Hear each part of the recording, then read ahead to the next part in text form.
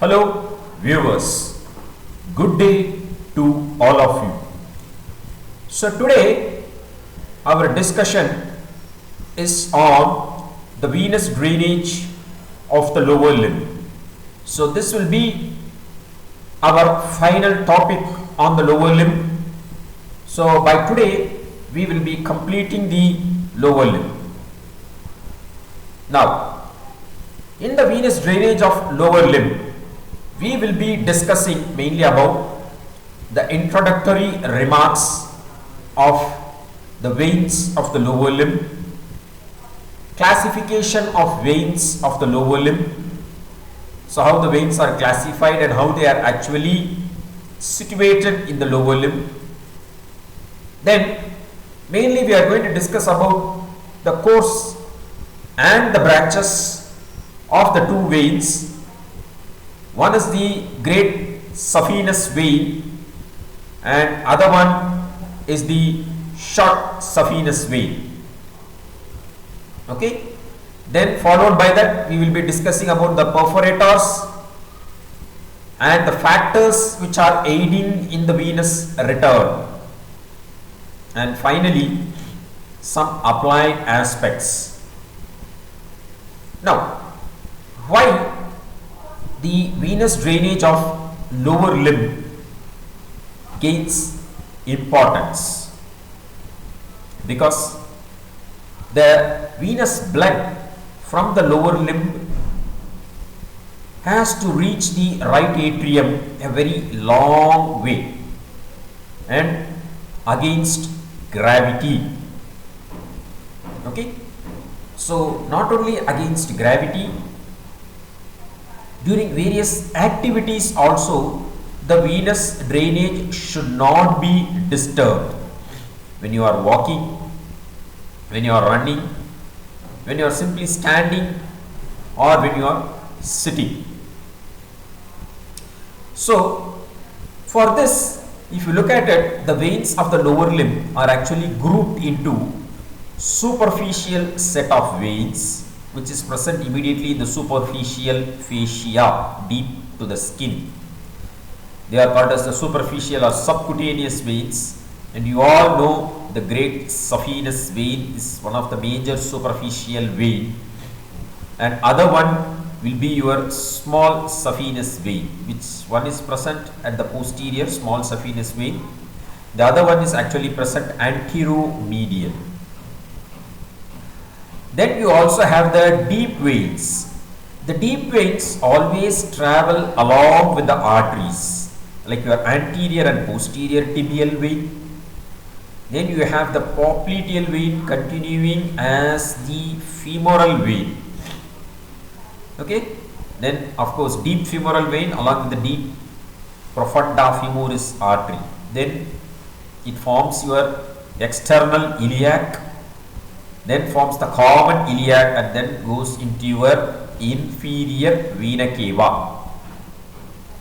Okay, so general idea about the veins, superficial veins and deep veins. Now most distinguishing feature of the lower limb veins is the presence of perforators or perforating veins.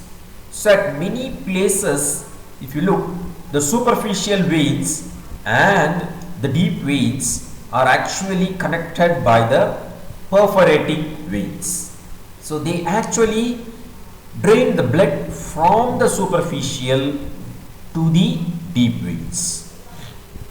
Okay, so that is one major thing which you should remember with respect to the veins of the lower limb, that is the perforating veins, apart from the superficial and the deep veins. Now, so the superficial veins, two major veins which we see, as I already told you, is the great saphenous vein. You all know the name itself great because it is a very long vein. And then you have the small or short saphenous vein. So they represent the pre and post axial veins of the lower limb. So what do you mean by pre-axial and post-axial is, during our development in the fetal stage, the limb buds they develop. Okay, so whether it is the limb bud or whether it is the whole fetus or embryo, it has an axis, a craniocaudal axis for the embryo is present.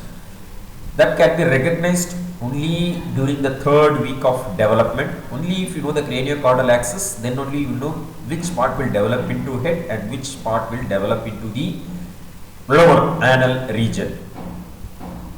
Okay, same way what happens is, even with respect to the limbs, the midline or axis is formed. Usually the axis will be the blood vessel. So blood vessel actually develops in the center. So that is why you also have an axis artery for the upper limb. You also have the axis artery for the lower limb. So any rotation is going to take place, will take place around this axis. And we have already discussed that the upper limb rotates 90 degrees laterally, whereas the lower limb rotates 90 degrees medially. So when the axis is formed by the artery, so the superficial veins, one is present anterior to this axis artery, so it is called as the preaxial vein, which is your great saphenous vein, and other one, the small saphenous vein, is present behind to the axis artery. That is why it is actually called as the postaxial vein. So now you will understand why we call it as the preaxial and the postaxial veins. Then the deep veins are mainly your tibial veins, anterior tibial vein, posterior tibial vein, popliteal veins, then femoral vein, profunda femoral, called as deep femoral vein. These are all the deep veins. They are actually present along with the arteries. They run within the muscles, so they are deep to the deep fascia. Okay. Now below the knee, what happens? Along with the arteries, you also have the veins are present in the form of venae comitans. We all know what is venae comitans again. So all these terms should not be new to you. Venae comitans means when an artery runs on either side of, when a vein runs on either side of the artery, it does not have a specific name. It is actually called as venae comitans of that artery. Okay, anterior tibial artery, you have it as anterior tibial, venae comitans of the anterior tibial artery. So like that we name it, venae comitans on either side. You don't have a single arterial trunk. And second thing is, why actually it is present in the venae comitans? Because it actually aids in the venous return. So the intermittent pulsations of the artery, naturally it is transmitted to the veins on either side, which will actually aid in the venous return. So that is why they below the knee especially, because as you go below the knee, the weight bearing is increases and it is farther from the heart, almost one extreme end. We have come to the foot and the leg. So from there, with utmost pressure, the blood has to be pumped upwards. Okay, so like very simple, if you are residing on the, for example, in a multi-story apartment in the 4th floor or a 5th floor or above 10th floor, now suppose if the water has to be pumped from the ground level, naturally what happens is there will not be much force of water coming to the upper levels. Okay, so the same concept only it is here. So to overcome that difficulties, what happens is our body has some natural mechanisms or devices, whatever you want you can call it as. So you have the superficial and deep veins, and the perforating veins, they pierce the deep fascia from superficial. They always run from the superficial to the deep. So naturally they have to pierce the deep fascia and always direct the flow of blood from the superficial to the deep veins. So we will start first by understanding the superficial veins, dorsal venous arch.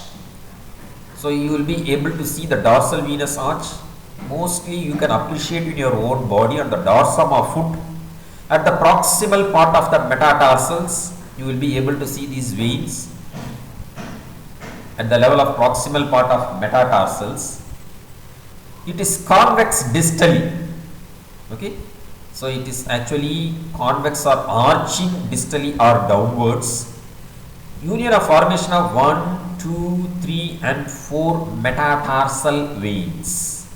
Okay, from the first, second, third and fourth interdigital spaces, metatarsal veins. These metatarsal veins are again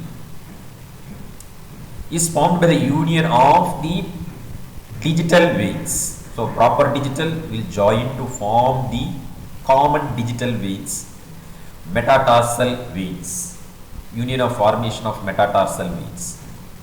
Then it also receives dorsal digital veins, as I told you, from the first to fourth toes, and drains also blood from the sole of the foot via the perforating veins. Now, here one thing which you should be noting carefully is, I always told you that blood always flows from the superficial to the deep veins. But one exception is the foot, where the veins which is present on the sole of the foot, they actually from the deep veins, they pass to the superficial veins. From the deep veins to the superficial veins, especially what happens is through the perforating veins, they come to the dorsal venous arch. Because the more deeper you go to the sole of the foot, you are coming near to the dorsum of the foot. So naturally what happens, these veins, they will come and open. So only in the foot, some of the deep veins, they open into the superficial veins, especially the dorsal venous arch. Then in the concavity of the dorsal venous arch, you will also see a venous network, which is the dorsal venous network. It is actually called as the dorsal venous network. Are you able to understand? So they all, the dorsal venous network, from there they might continue as the tibial vein, anterior tibial vein, they might drain to some extent, and they might also drain to the dorsal venous arch. Now, the venous structures in our body is the most or more frequently encountered structure for variations. Very frequently variations of the venous structures we can see. Only thing, these variations gains important if it is affecting the function. Other than that, if the function, there is no disturbances in the function, then naturally what happens is only a knowledge of these we can have an idea, but that is also the major venous trunks, it is okay. But other than that, small veins, this venous network, definitely they will have lot of variations with respect to the pattern of the drainage or their formation or the termination. From the dorsal venous arch, the great saphenous vein is actually commencing from the medial side of the dorsal venous arch. It is the longest vein in our body, and it is also the preaxial vein of the lower limb. It is the preaxial vein of the lower limb. From the medial end it starts, and it is joined by the medial marginal vein. It is actually joined by the medial marginal vein. Okay, from the medial side of the great toe, that comes and joins after the medial marginal vein joins the medial end of the dorsal venous arch, and that is the starting or the commencement of the great saphenous vein. It ascends in front of the medial malleolus. Okay, then it is present on the medial border or medial surface in the lower 1/3 of the tibia, and then it passes slightly behind the medial border of the tibia and posterior aspect of the ankle joint. So one hand's breadth behind the knee, sorry, I told ankle joint, it is knee joint. Posterior aspect, just one hand breadth behind the knee, the great saphenous vein is located. and then it is present in the medial side of the thigh, and slowly it turns anteriorly to come and open or pierce the saphenous opening and then enter into the femoral vein. Okay, so that is the course of the great saphenous vein. So pierces the cribriform fascia, and then what happens is it drains, as I told you, into the femoral vein. So the tributaries below the knee, especially below the knee, you have the posterior arch vein. You have the posterior arch vein, and then the next tributary is the anterior leg vein. The posterior arch vein or the anterior leg vein, which is below the knee. It might have other unnamed tributaries also. So here we are just discussing about the main tributaries, and as I told you, the area of drainage is important rather than knowing this individual drainage tributaries of these veins. So totally, if you know what are all these structures which is drained mainly by the great saphenous vein. Then in the thigh, again true tributaries you will see, this is called as the anterolateral tributary, sometimes called as the accessory saphenous vein, which is your posteromedial tributary. So anterolateral tributary, and other one is the posteromedial tributary, which is main, which is called as the accessory saphenous vein. This accessory saphenous vein, sometimes it might go and actually drain into your small saphenous vein. It might go and drain into your small saphenous vein. Okay, so true tributaries below the knee and true tributaries in the thigh you are able to see. Then before its termination you are able to see again, just prior to its piercing or opening into the femoral vein, it gives three veins drain into it. Not gives, you should not read gives for veins. One is superficial epigastric, the other one is superficial circumflex iliac, and other one is the superficial external pudendal. So one lower part of the anterior abdominal wall, the other one the lateral upper part of the thigh and the lateral part, anterolateral part of the abdomen. The other one, the superficial structures over the medial side of the thigh and the external genitalia, it drains. Superficial circumflex iliac, superficial epigastric, and superficial external pudendal. We also have three superficial branches of the femoral artery of the same name. The superficial branches of femoral artery is also named. The same way, you also have deep external pudendal vein. Okay, so deep external pudendal vein. So deep external pudendal artery, same way, those areas arterial supply, venous drainage from the corresponding areas is drained via the deep external pudendal vein. Now, there is one more vein which connects your superficial epigastric and the lateral thoracic veins, which is seen on the anterior abdominal wall, that is called as the thoracoepigastric vein. So the thoracoepigastric vein is a connection between the femoral and axillary vein.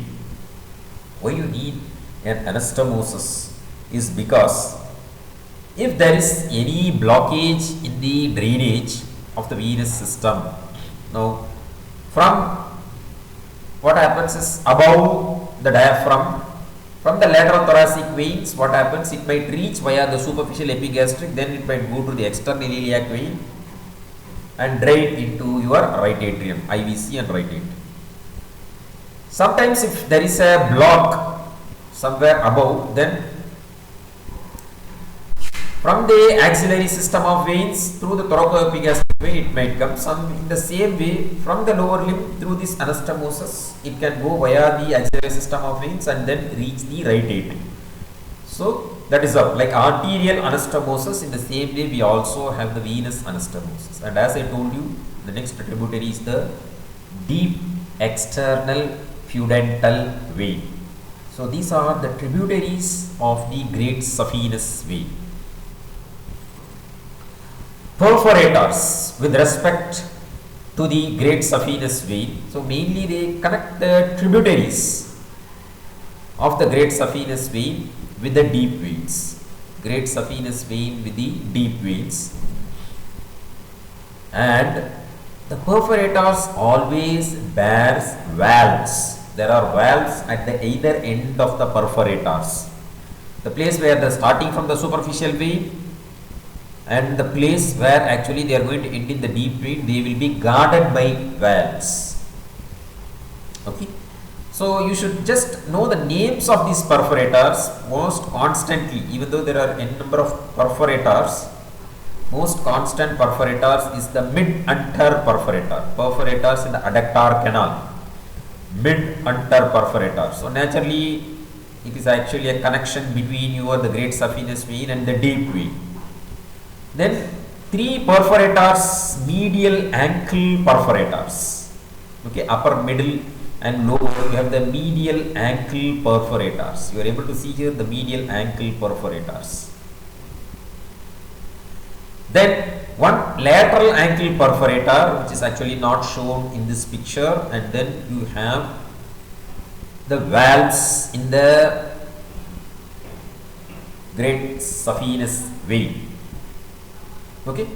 Apart from the ankle perforators, apart from the mid-hunter perforators, you also have perforators in the leg, upper, middle, and lower perforators in the leg.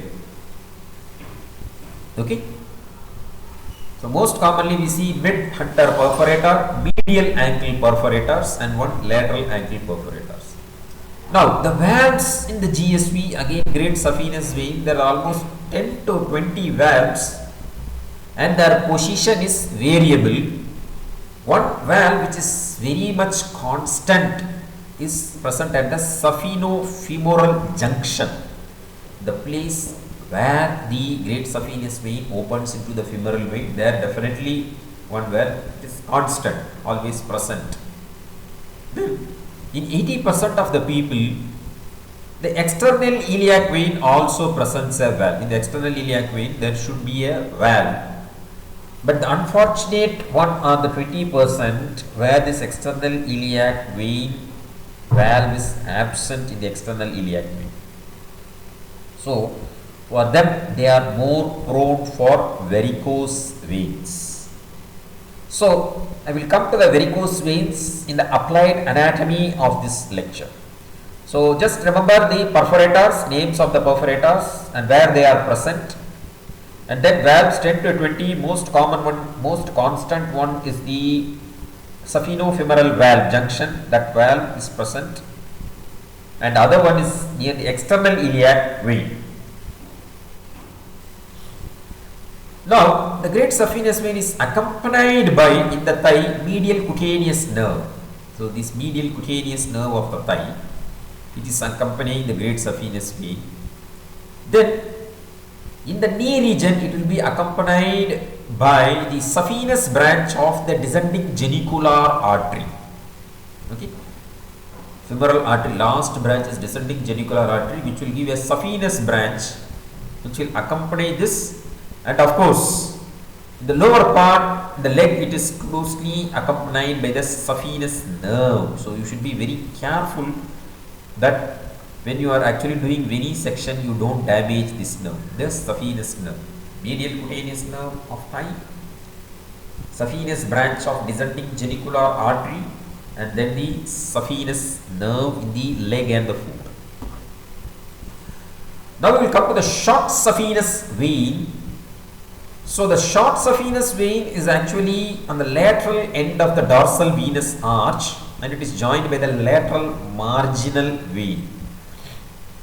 Okay, it is joined by the lateral marginal vein which drains the lateral side of your little toe.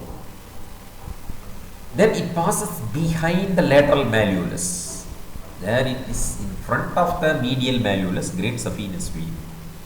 Here it is present lateral behind the lateral malleolus, and then Immediately above the lateral malleolus, it is present lateral to the tendocalcaneus, along the lateral border of tendocalcaneus. It ascends on the posterior aspect of your leg superficially. Then the upper part of the leg, it pierces the deep fascia by passing between the two heads of the gastrocnemius muscle, and then finally drains into the popliteal vein. This is one type of termination. Or instead draining into the popliteal vein, it might go and drain into the great saphenous vein. It might go and drain into the great saphenous vein. Or sometimes it might bifurcate. One might go to the great saphenous vein and one part of the vein might go to the popliteal vein. Sometimes it might fail to reach the knee, may not ascend so much above. It might end somewhere immediately above the ankle, and there may be another vein which might be communicating the great and small saphenous vein. Okay, you can see so many perforators. Numerous perforators are there: gastrocnemius perforators, medial gastrocnemius perforators.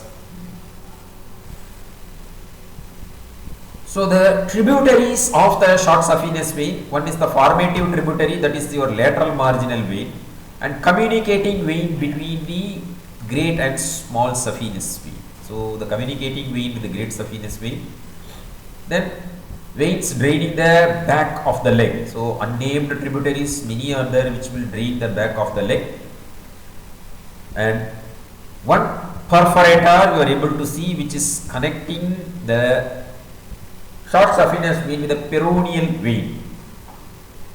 The peroneal vein, the posterior tibial vein.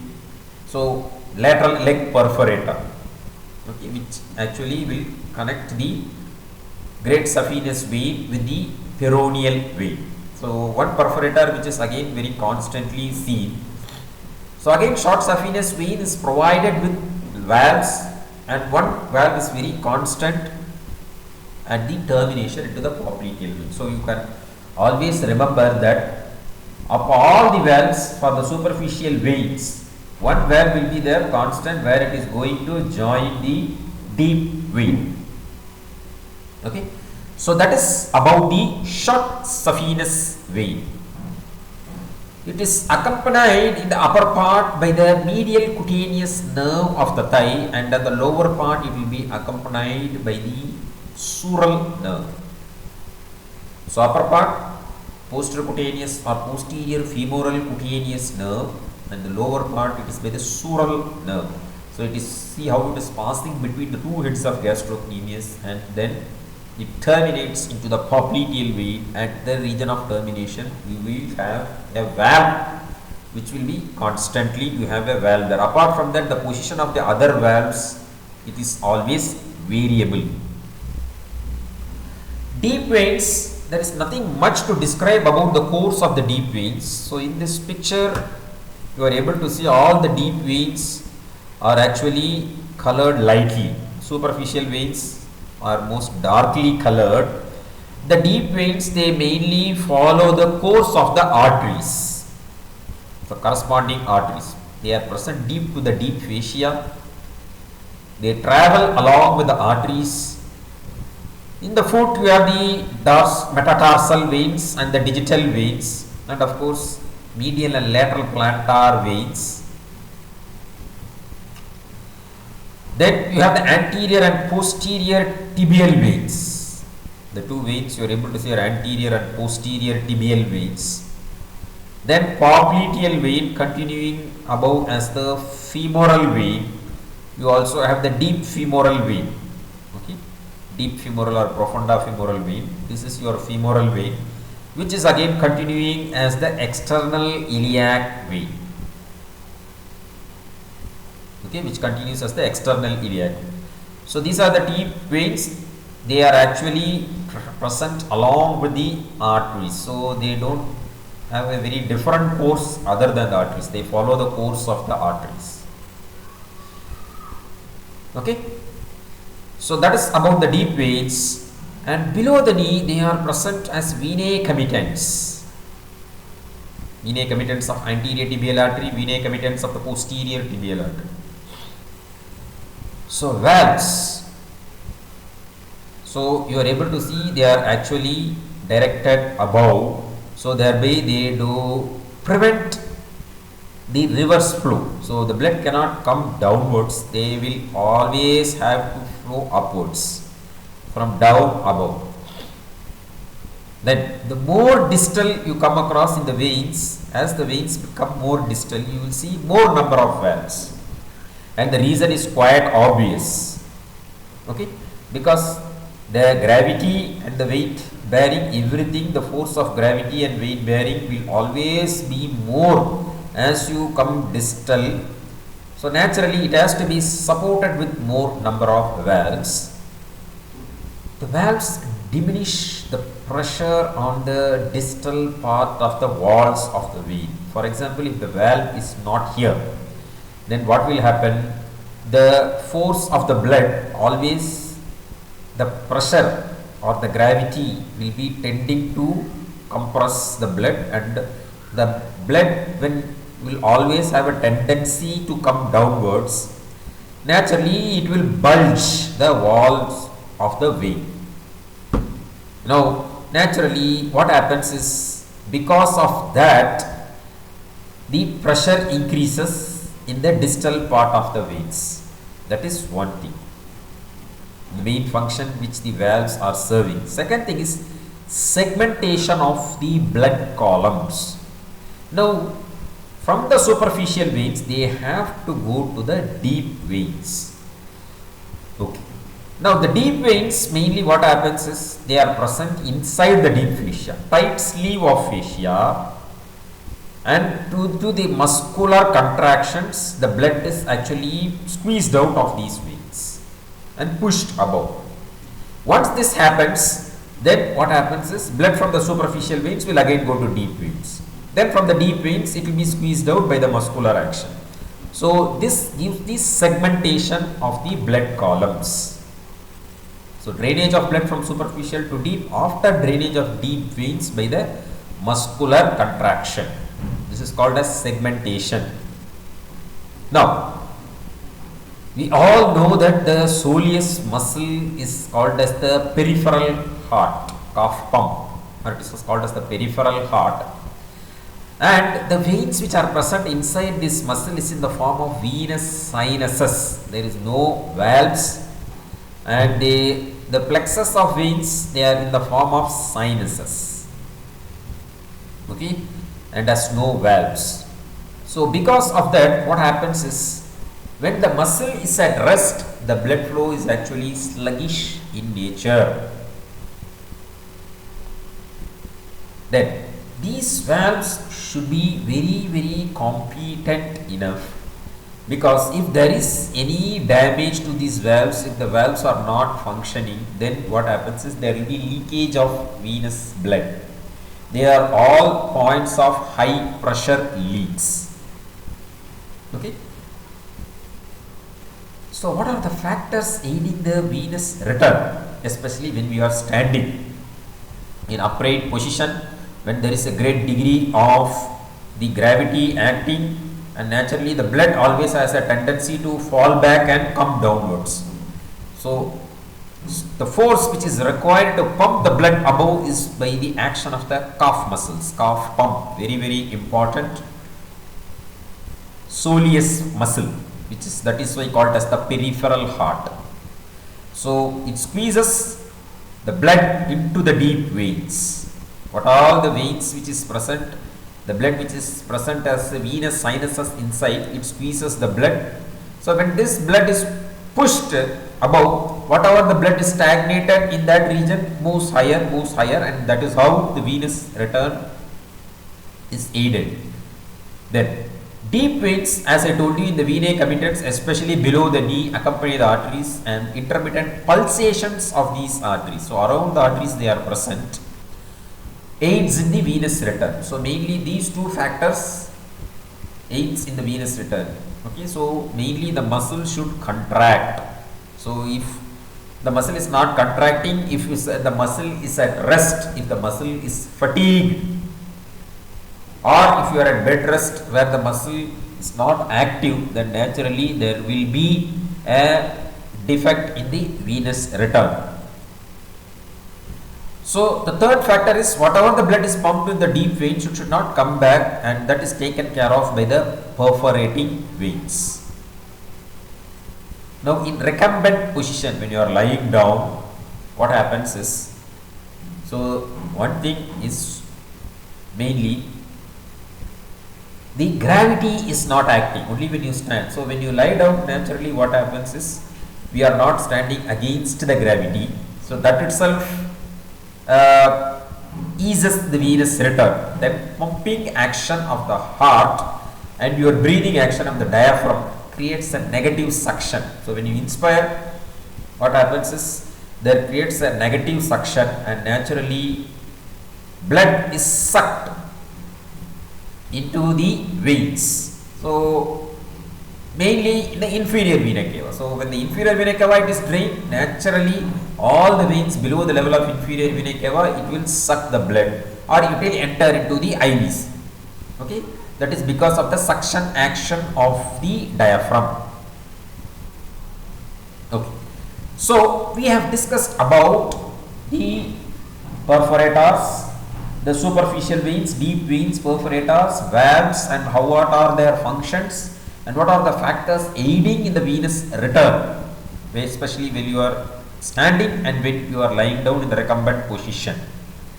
Now we come to the applied anatomy. The most common is the varicose veins. So you are able to see the veins are dilated, and you are able to see in a wriggled manner.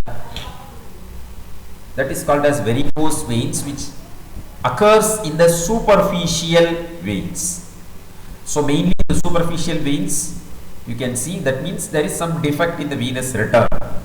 There is no proper drainage from the superficial veins, mainly because of the incompetency of the valves. So the valves are not functioning properly, so naturally there is leakage because they are high pressure leaks. If the valve is not incompetent, then it will allow the reverse flow of blood from the deep veins to the superficial veins. And because of that, what happens is you will also get ulcers, varicose ulcers, wounds on the skin due to high pressure building on the veins of the skin, immediately deep to the skin. You get varicose ulcers. So what will be the main cause of this? As you already know, incompetency of the valves. Then genetically the walls of the veins might be weak. So there is a genetic factor, genetic predisposition. So hereditarily what happens in their families, varicose veins is there, then naturally what happens, you can suspect. So family history definitely has to be taken with respect to the varicose veins. Then any occupational hazards, prolonged standing, so especially whose occupation involves long hours of standing. Teachers, school teachers, they might be standing continuously for 4 to 5 hours. Then policemen, especially who regulate the traffic, so they are all more prone for this one. So naturally that is why they are actually required to wear long stockings, so socks for up to very high level, not ankle length or leg. It will actually should go until the upper part of the leg. So that will to some extent give a compressive action on the veins, which will aid in effective venous return. And one more thing is the deep vein thrombosis. So blood clots, if it is formed inside the deep veins, mainly it might occur during prolonged bedridden patients, bed rest or prolonged bedridden. Deep vein thrombosis might occur, and this might also lead to varicose veins if it is blocking the venous return. So how do you test for the varicose veins? Is by the Trendelenburg's test. Competency of the valves mainly is used. Trendelenburg's test is different from Trendelenburg's sign. Trendelenburg's sign we test for the integrity of gluteus medius and minimus muscle. This is Trendelenburg's test. So you tie a tourniquet where the great saphenous vein meet the femoral vein, that the saphenofemoral junction. You tourniquet or just apply pressure. You ask the patient to lie down first, then you lift the knee so that all the veins, all the blood from the superficial veins enters the femoral vein. Now it is free of any venous blood in the superficial veins. Then you tie a tourniquet or you apply pressure. Then afterwards ask the patient to stand up and then release the pressure or remove the tourniquet and see how fast the veins dilate. Okay. So if it is taking very fast, it is getting dilated, immediately you can see that wrinkled appearance. That means there is incompetency of the valves and there is varicose veins, and the test is actually called as the Trendelenburg's test. Competency of the perforators and the superficial veins. The next is actually what is called as the deep veins. Perth's test. So in Perth's test, what you do is you tie a tourniquet at the upper part in the of the leg, okay, and then what happens in such a way that you don't compress the superficial veins. Then you ask the patient to walk. If the deep veins are competent, then naturally there will be drainage of the venous blood from the superficial to the deep veins. If the deep veins are incompetent, then naturally if you ask the patient to walk, he might experience pain because the veins from the deep veins, the venous blood from the deep veins, it is not draining. There might be a stagnation of blood and naturally the patient might complain of pain. So this is actually called as the Perth's test to test the deep veins. So apart from that, the great saphenous vein is used in coronary bypass. So any one of the branches of the coronary artery is blocked in ischemic heart diseases, then you do a bypass grafting. Blood vessel graft is actually most preferred vein is the great saphenous vein and then internal thoracic vein. So if you remove that vein, venesection should be made at the ankle, not high above near the thigh or the leg. The leg, you should be careful, you don't remove the saphenous vein while removing the vein, saphenous nerve while you remove the vein. And then the graft should be placed upside down. The vein, the graft what you have taken should be turned upside down because you have valves in the vein. If you place it like that, then naturally what will happen? The purpose will not be solved. Again, the valves will prevent the flow of blood. Okay. Then, in some patients, as I told you, if they are bedridden for a long time, this will lead to deep vein thrombosis because your soleus muscle is not acting. No effective venous pumping of blood takes place. This thrombus might slowly move down into the deep veins. From there, it may go to the inferior vena cava, right atrium, right ventricle, and from there through the pulmonary arteries, it may go and get lodged into your lungs and thereby leading to pulmonary embolism. So that is about the applied aspects with respect to the venous drainage of lower limb. So thank you very much for the patient listening, and with this we have completed the lower limb region.